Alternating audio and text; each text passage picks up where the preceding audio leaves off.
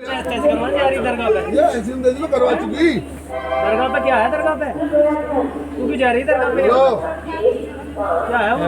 हाँ अरे जाती है ना, लड़कियां नहीं जाती हैं वहाँ पे। तू जाएगी यार, जाएगी ना आगे, रुक जा, आ तो रही हूँ। जो सोर्स भेज रही हो क्या थाने? अरे सोर्स भेज रही हो अपनी थाने पे? तुम सरावानी चाहिए तुम्हें, तो तुम क्या हो? तुम कौन हो? एक बार बता कमीनी साली, तुझे इनकी कहानी सारी पता है? अपनी बहन की और इसकी क्या नाम है इसका, मेहमान की फोटो व्हाट्सएप पे भेजा रहा है इनका। अरे तुझे इन दोनों की कहानी पता है? तू झूठ क्यों बोल गई? करा सकते हो ना तुम? हाँ एक सेकंड रुको जरा।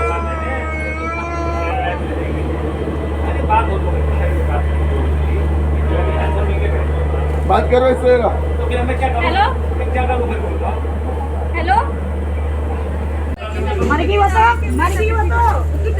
अरे तुम्हारे पैर में चोट मैं है। भाग नहीं रही हूँ ना, तुम क्यों नहीं समझ रही हो? तुम्हारे पैर में चोट है, तुम्हें ये पता है? हमारे बच्चे कितने जा रहे हैं, ये सारे अकेले जा रहे हैं, तो तुम्हारी जिंदगी में घूम कर लिए तेरी कंप्लेंट तो बच्चा आ रही है हमारे पास, हमें घूम रहे हैं और कोई नहीं है। तेरी कंप्लेंट फोटो आ गया था अलग से। आज मैंने लव जेहाद के तहत एक प्रेमी को पकड़ा है। और एक्चुअली हुआ क्या, आज हमारा 3 तारीख से 18 तारीख तक साहिबाबाद गाज़ियाबाद में एक OTC वर्क लग रहा बहनों का। उसमें मैं अपनी बेटी सहित 20 बहनों को छोड़ने के लिए आए थे यहाँ पे। जैसे ही वो गए तो मैंने देखा, मैं अकेली वहीं पर खड़ी थी, एक भैया भी थे जो अपनी बेटी को छोड़ने गए थे। और मैंने देखा कि ये लड़की जिसका नाम मोनिका है और भोट के किसी गांव से है, इसके साथ एक लड़का है जिसका नाम मेहरबान है। दोनों बहुत ही एक तरह से लवर स्टाइल में बैठे हुए थे। लड़की के हाथ में ओम बना हुआ था। जब मुझे थोड़ा डाउट सा हुआ, एक भैया और थे यहीं पे, अनूप नाम है उनका, अपनी बेटी को छोड़ने आए थे। तो मैं उन्होंने मुझसे कहा, मैम ये क्या लग रहा है आपको? तो मैंने कहा मुझे कुछ डाउट लग रहा है, क्योंकि इस तरह से ना तो भाई बहन बैठ सकते हैं, ना ही कोई पति पत्नी बैठ सकते हैं, ये कुछ अलग ही वो लग रहा। मैं उसके पास जाके बैठी और मैंने पूछा आप कहाँ से हो, क्या नाम है? तो इस लड़की ने अपना नाम नगीना बताया। मुझे डाउट हुआ, उसके हाथ पे ओम लिखा हुआ था। अब नगीना तो ओम नहीं लिख सकती, बराबर में बैठा। मैंने कहा भैया आपका नाम क्या है? तो उसने अपना नाम भी रोहन बताया। आफ्टर दैट मुझे डाउट हुआ, तो मैंने उनसे देखा, थोड़ी देर बाद उस लड़के का फ़ोन आ जाता है और उस पर वो अपने उर्दू लैंग्वेज में वालेकुम अस्सलाम ऐसे करके बोल रहा था और अपना नाम मेहरबान बता रहा था। जब इसका डाउट हुआ, मैंने पूछा सही बताओ, तो बताया कि इस तरह से लगा किसी से कोई ब्रेन वॉश कर रखा है। और इसको पूछा कहाँ जा रहे हो, टिकट देखा तो ये कलियर जा रहे थे, कलियर ले जा रहा था। रीजन पूछा कि मैं बीमार रहती हूँ, इसलिए लड़का मुझे वहाँ पे ले जा रहा है, कलियर जाके हम ठीक हो जाएंगे। तो क्या लगा आपको, क्या लगा? मुझे तो कुछ भी नहीं, यही लगा कि सीधा सीधा लव जेहाद है। आपने क्या किया? मैंने क्या किया, मैंने उस लड़की से आराम से पोलाइट वे में पूछा, नहीं माना। जब 2-3 उसको चांटे लगाए तो उसमें रियलिटी बता दी कि मेरा नाम वास्तव में मोनिका है और इस लड़के के साथ मैं कहीं जा रही है। एक्चुअली अलोप हो रहे थे दोनों। तो आपने फिर अब कहाँ है? ये दोनों यहीं पे अंदर बैठे हुए हैं, GRP थाने में है। मैंने मिशन शक्ति को फ़ोन किया, मैंने 112 नंबर पे हेल्पलाइन पे फ़ोन किया और उसी के अनुसार फिर जो हमारे RSS के अपने और बजरंग दली के जो हमारे कार्यकर्ता बंधु हैं जिनका मुझे नंबर याद था, उनको फ़ोन किया। लड़का कहाँ का है, लड़की कहाँ की? लड़का और लड़की दोनों बोट के पास गांव है, उसके बताया। मेरा नाम शुभम देशवर। क्या घटना हुई है अभी?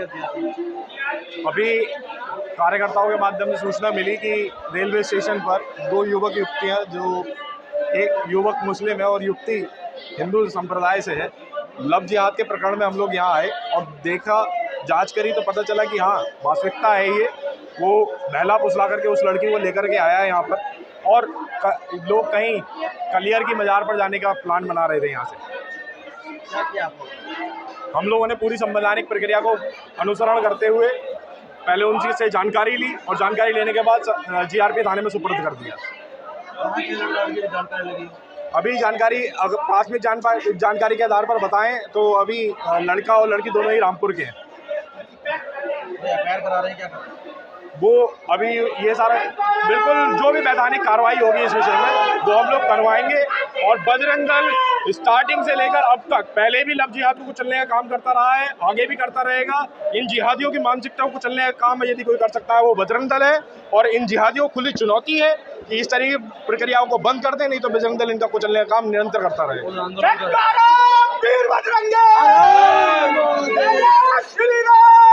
आज मुरादाबाद रेलवे स्टेशन पर एक लव जिहाद की बड़ी घटना को अंजाम देने के लिए एक युवक रामपुर के भोट गांव से निकला था।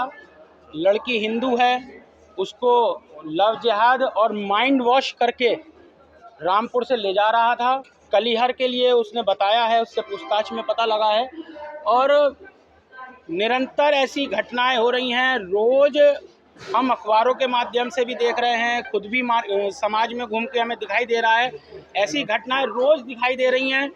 केंद्र सरकार से हमने पहले भी मांग करी है कि इस पे कानून बने, और अब भी केंद्र सरकार इस पे कानून बनाए, इसी मांग को हम यहाँ पे लेकर आज भी खड़े हैं।